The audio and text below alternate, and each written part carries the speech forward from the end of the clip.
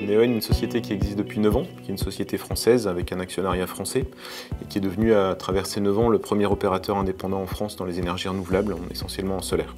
Alors Neoen développe ses propres projets, je pense que c'est extrêmement important de le dire, c'est-à-dire que ce sont des projets qu'on a fait naître nous-mêmes avec nos chefs de projet qui sont proches du terrain, qui sont proches des collectivités locales, ce ne sont pas des choses qu'on achète pour les transformer. Donc on est nous-mêmes l'architecte de ces projets, on fait ensuite construire nos projets par des partenaires industriels qu'on choisit en toute liberté, on n'a aucun accord cadre qui nous obligerait à aller chez un tel ou un tel, donc on choisit régulièrement des sociétés en particulier françaises, on a beaucoup travaillé avec Bouygues, avec Eiffage, avec aussi des PME et des ETI, et on est garant, nous par contre, globalement de la qualité de ces projets. Donc on fait construire ces projets, mais on a nous-mêmes des gens qui supervisent la construction et qui vérifient que tout se passe bien. Neoen est reconnu pour la qualité de son travail, et la qualité de son travail, ça passe évidemment avant tout par la qualité de ses équipes. On a des gens qui travaillent avec énormément de compétences, avec aussi énormément d'intégrité, c'est une des valeurs phares de la société.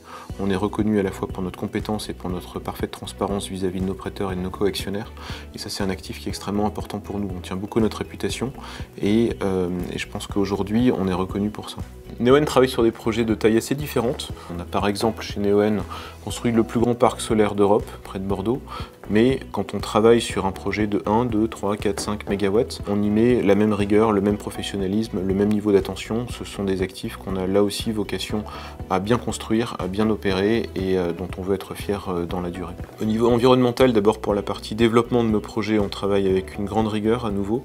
On fait toutes les études faune-flore qui sont nécessaires, on en fait souvent d'ailleurs plus que ce qui nous est demandé pour être vraiment irréprochable. On obtient des permis qui nous sont délivrés par toutes les autorités préfectorales, environnementales françaises. Et donc la partie qui nous revient et qu'on pilote directement, on en est nous-mêmes garants, mais on s'attache aussi à, pour ce qui ne dépend pas directement de nous, à s'assurer que c'est fait avec la même rigueur et le même souci environnemental.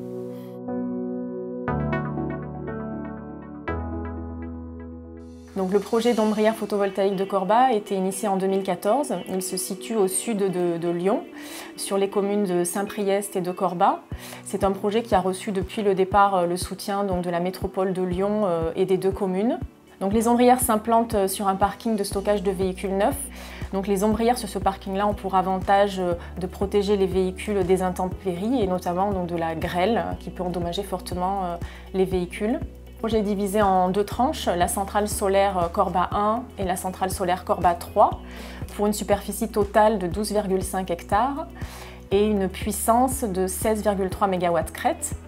Donc la production annuelle de ce projet est de 20 000 MWh, et ce qui correspond à la consommation totale en électricité de 8 800 habitants, soit environ 80% de la commune de Corba. Donc le chantier doit débuter en juillet 2018 pour une durée approximative de 10 mois. Plus spécifiquement pour la centrale solaire de Corba 3, ce projet a une puissance de 7,83 MW crête et la mise en service est prévue pour fin d'année 2018.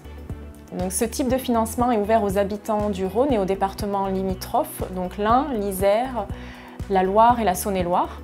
Et il est également ouvert aux personnes bénéficiant d'un foyer fiscal dans le même département, le Rhône et les départements limitrophes.